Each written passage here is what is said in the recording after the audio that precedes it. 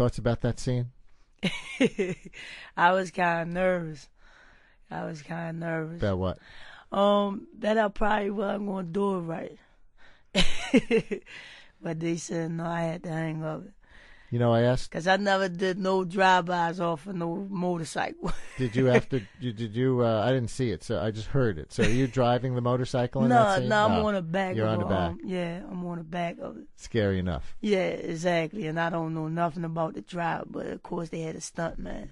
The show's creator told the New Yorker magazine recently that he only cares about whether people he's writing about will recognize themselves. Do you think that's important? Yeah, that's important.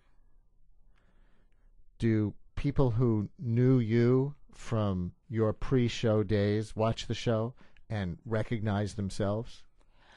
Do people who you know watch the show? People who yeah, grow up with everybody watch it now. Because they know you're there. Yeah. And a lot of other cats on that. Do many people in your own old hood even have HBO? Yeah, yes they do. They do. They got it just for me. The show is set in Baltimore. Where do you shoot? Around my old neighborhood, in my neighborhood, over west, everywhere. Is that good? Yeah, that's good. You and because that gives people, that's like in the streets that was doing what I was doing before. This opportunity present itself. Give them hope to see that. I mean, you could do this too. Is that what it's about? Yeah, exactly. It's called motivation. Amanda in Brooklyn. You're on WNYC with Felicia Pearson. Now, it's Pearson, but yes, you said sir. person when you person. came in. You say person. No, I said person. Okay. What you said. Amanda, you're Hi on WNYC. there. Hi. Hi. Felicia, I just want to let you know, I don't even own a TV, you know what I'm saying? And when I heard about The Wire, I heard so many people talking about it. And as an African American, whenever black people are on TV, I want to see how black people are being shown. And I am so inspired by you and also just the entire cast of that show. It's one of the best TV shows that I have ever seen. Thank you. In terms of dealing with black Americans in the United States, and gave me a whole other flavor of Baltimore that I didn't even know. I had no idea that Baltimore just had so many struggles, and it was just really interesting to see that and put on the screen. And I'm really sorry that you guys are not getting the kind of due that I think that you deserve, and I'm so happy to hear you on WNYC today. They're certainly getting the critical acclaim as maybe the best drama ever. Yeah, it's one of the it's amazing. It's Ed Burns, David Simon, Nina Noble. Now you sound like you're accepting an Emmy. Kevin in Jersey City. Kevin in Jersey City, you're on WNYC. Hello. Thank you, Brian. I just wanted to show my respect. Felicia, I think you're absolutely a wonderful actress, and your performance is absolutely stellar. Brian, you had mentioned an article in the New Yorker I think it was about David Simon or Ed Burns, one of the creators, and there was an anecdote that was provided in the article about Felicia where she supposedly found someone selling pirated copies of The Wire, and then called up the creator and said, what do I do with this person? I would just love Felicia to comment on that. And again, Felicia, thank you for the work that you've done, and I hope to see you in something else. Thanks for having me, and listening. What happened with that bootleg? I took it and threw it in the trash can, 'cause don't stop our money at all. Right. And you reported the person? No, I ain't report him, but I just took his bootleg DVDs and just threw them in the trash can. You said in your memoir that you'd never been around as many white people before without being in court, which is a great line. Do you think the white people helping to stage the kind of life that you lived get it, despite the difference in background? Yeah, how can I put this? The white people that I'm around now, they want me to move forward. They want me to do things with my life. They made me see life. you know, and it's a whole new different ball game, you know.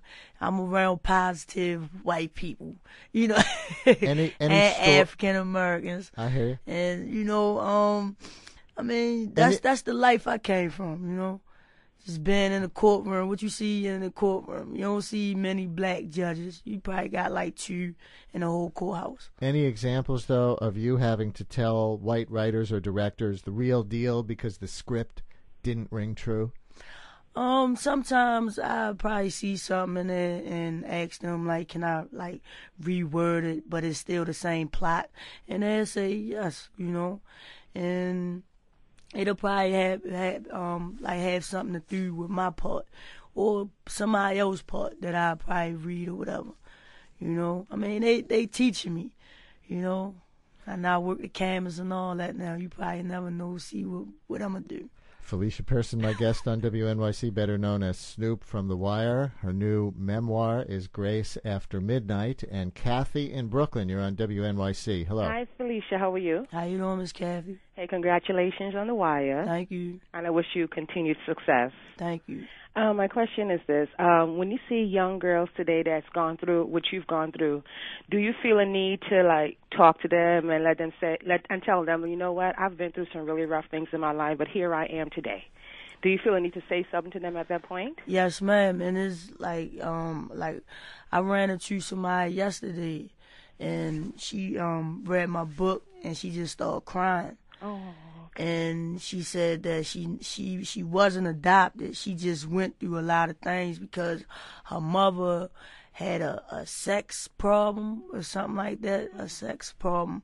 And, you know, her mother wasn't home. Like, her mother, like, the night, like to go out, do this, do that. And her mother is never home. And she just asked me, you know, what good advice do I have? You know, because she needs some words of encouragement right now. Okay. And I just told her, she was 17, I just told her to keep on going to school and whatever goal that she is trying to achieve in life, keep on. You know, you 17 years old, in another year you'll be an adult. So, you know, your mother is ready to be out your life in a minute. Okay. You know, and I just told her to keep on, you know. Kathy, keep on. Thanks a lot for calling us. Now, we talked about how the show tries to replicate real life in Baltimore, but the influence seems to run both ways for you because you wrote in the memoir, I know that acting, by showing me how to feel, also showed me I hadn't been feeling at all. That's an amazing self-discovery. Exactly. What was that like? Like I said before, when I used to come outside and see my neighborhood, when I used to sell drugs, I used to see 4 corners. The corner store, the liquor store, or just 4 corners. And, you know, I mean, I traveled to New York, Philly, the usual, you know, but The Wire, it just helped me to realize life. Like, you could do things, you know. You know, professional actors do a lot of feelings work in their training. Uh-huh. So maybe you think now acting, even the amateur kind, because not everyone can be a star on The Wire, might be a good way to help people who are trapped in similar circumstances get in touch. Yeah, exactly. You can't say that. And your character in the show is, of course, known for being very boyish, and people even often mistake Snoop for a boy. You also come out in the book as a lesbian. How are you viewed in real life as a gay woman in the gang world, which is dominated by straight men? I mean, they accept me. I mean, straight men, if they don't get along with me, they don't like what I like. They homos, you know. So it's not.